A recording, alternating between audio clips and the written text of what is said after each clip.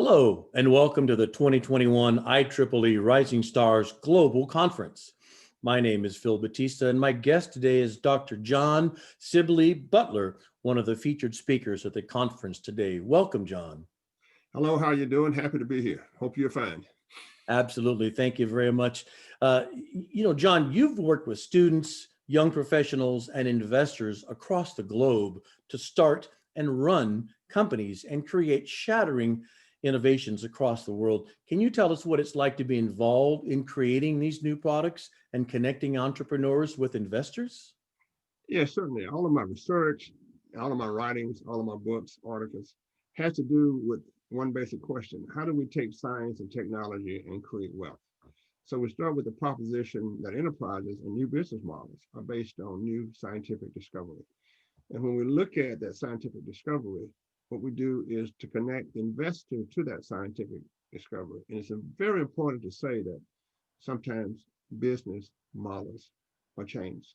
So when I was director of the IC Square Institute at the University of Texas, we have something we call the Austin model. That is, we changed Austin, Texas by creating science and putting science at the very, very center of business enterprises. And we had the Austin Technology Transfer. So that took me globally. The Austin Technology Incubator, we had companies from all around the globe. What's interesting about it is that the creation of wealth through science, many people do not think of that as business. But to me, business starts with science, all kinds of innovations. But if you're going to change business models, then you start with science. So it's been a blast. It's a great opportunity in introducing students to the whole idea of wealth creation and job creation and how science really is the business world. But John, you mentioned IC squared. For those of us in the audience that may not be familiar with what IC squared is, can you give us a glimpse into what IC squared is and your role at IC squared here in Austin, Texas? Well, IC squared was started by George Kosmetsky to bring science and technology and to create wealth and create a city that we call a technopolis. So instead of starting with management, accounting, and finance, we started with biology, chemistry, engineering, mathematics, and etc. And that institute at the university ran the Austin Technology Incubator. At one time, for 14 years, I was director of IC Square. So what we did, we created the Austin Technology Incubator with Laura Kilcrease as the director, and we had other directors also, such as Isaac Marcus. And we introduced students to the creation process. So for example, we would have 35 companies in our incubators, but we would have students from all over campus, whether it's a business school, liberal arts, a school of engineering, wherever. And so I say that IC Square changed the whole nature of Austin, Texas. I was happy to be a director. Art Markman is now the director doing great things. So it is simply an institute at the university that concentrates on capitalism, wealth creation, and job creation. That's amazing. So this Austin Technology Incubator has been up to this point primarily limited to the Austin and surrounding communities. How do you see that changing with such things as COVID-19 and the globalization and expansion of the ability to connect with people from different countries across the world? Well, actually, ATI, when it started, has gone through lots of revolutions, if you will. But everything we did, everything that we do at the university, we consider an experiment. So actually, we have already gone global. I have a book with Dave Gibson on global issues and technology transfer. And we took the Austin model to 9 different countries. And I think that if you look at what we do, it actually came out of what Stanford had done also. So what's interesting is this. If you look at the creation of new companies in the last 50 years, 98% of them have come from three regions. They come from the Boston 128 region in Boston, Austin, Texas, and Silicon Valley. So in a real sense, Stanford created Silicon Valley. IC Square, the University of Texas, created Austin like it is on the business side, and MIT created Boston. So with the pandemic, there are lots of opportunities that's taking place. What I've seen, and I do a program every Wednesday called the Global Digital Roundtable. What I've seen is that the opportunity and the business models will change. I'm not sure, for example, the University of Texas We pay the millions of dollars it pays for faculty members to go to the National Meeting of Geography, National Meeting of History, National Sociological Association, Business Association, because they might say, look, just stay home and the entire meeting will be done on Zoom. The other thing that's taking place, of course, for business enterprise is the significance of place. Is it true that businesses will continue to hibernate, if you will, in large buildings downtown? What will that real estate play tend to look like? So in a real sense, the pandemic, there's lots of opportunities that's taking place with 5G coming in, which is the really true broadband. You'll be able to run robots in lots of places. Robotics are becoming very prominent in doing lots of things. You look at 3D printing, where they're actually printing houses now. So the pandemic has been very bad in a lot of ways, tons of ways, but it has been good in terms of innovation and new business models.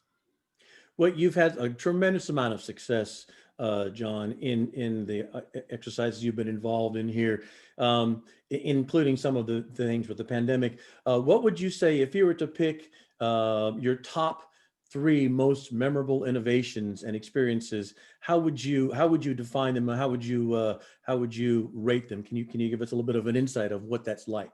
Well, number one, I think that when I look at what George Kosmetsky did at IC Square, it would be Dell Computers.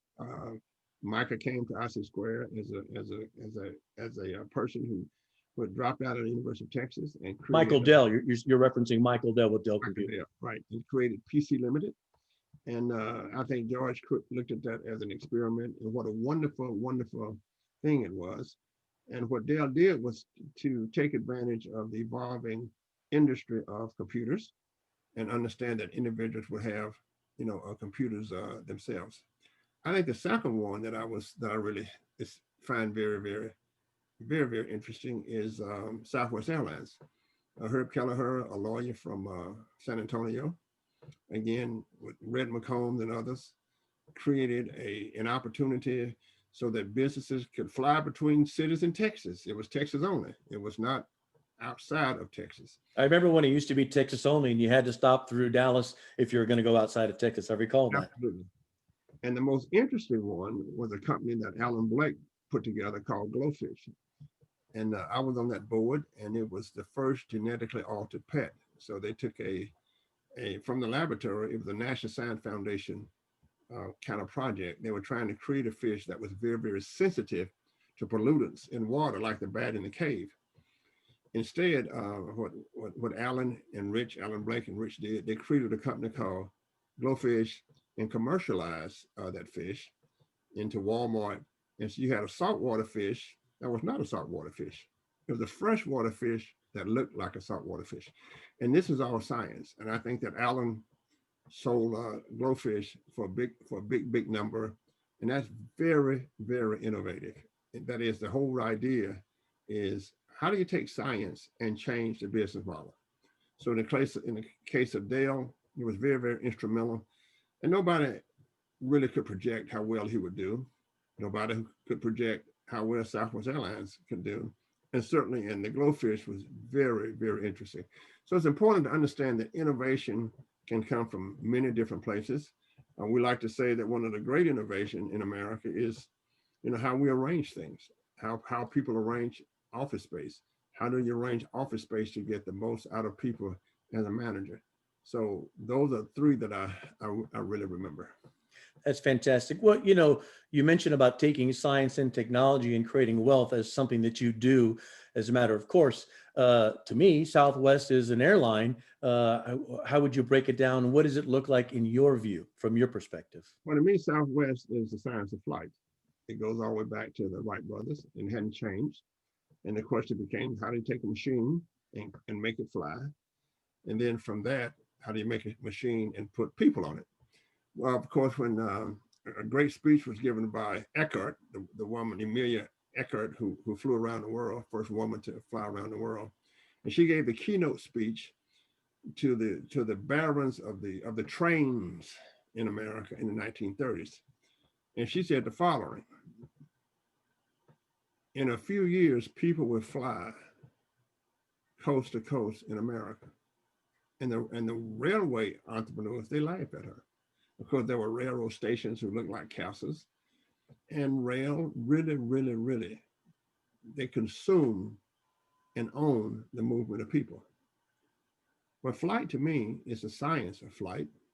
It has gone from the Wright brothers to small airplanes, to big airplanes, to fast airplanes. And what flight did was change the business model of how we travel.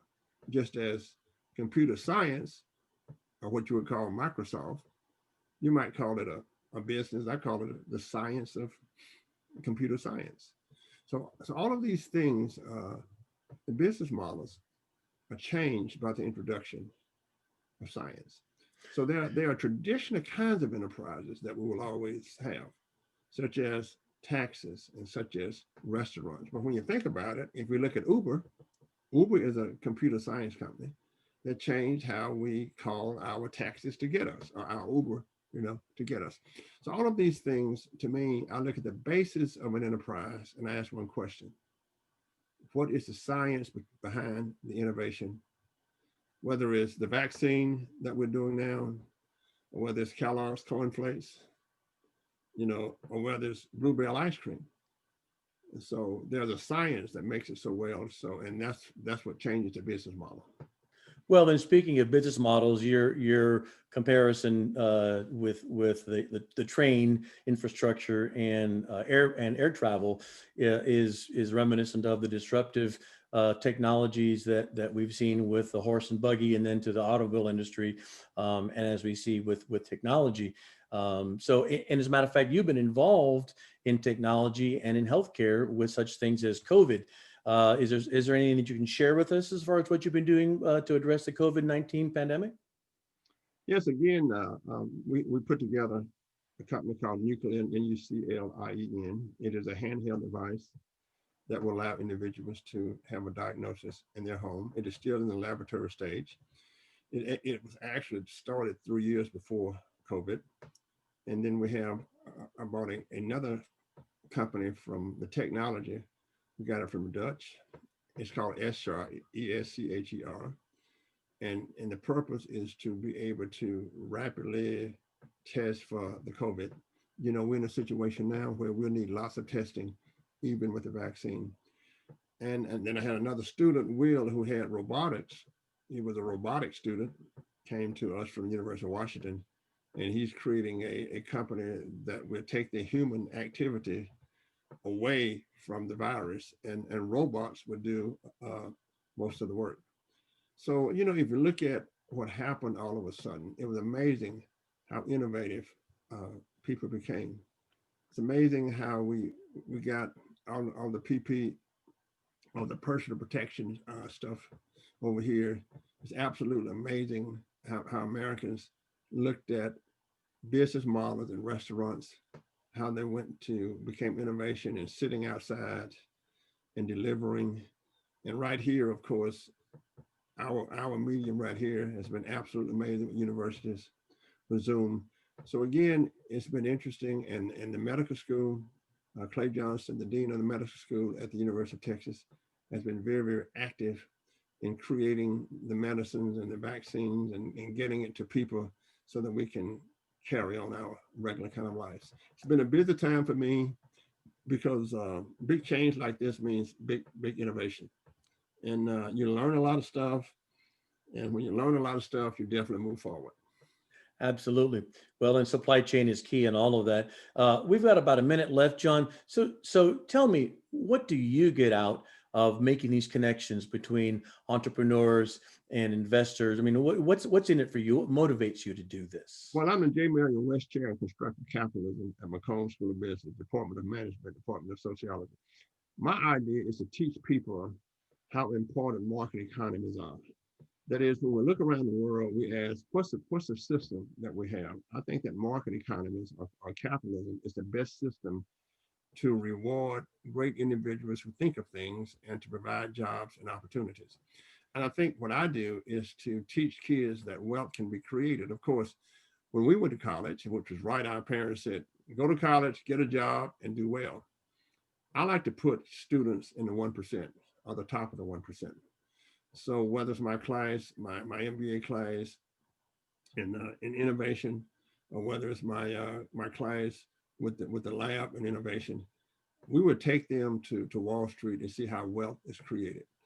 So my job is to say, okay, there's nothing wrong with having a great job for 250,000 a year.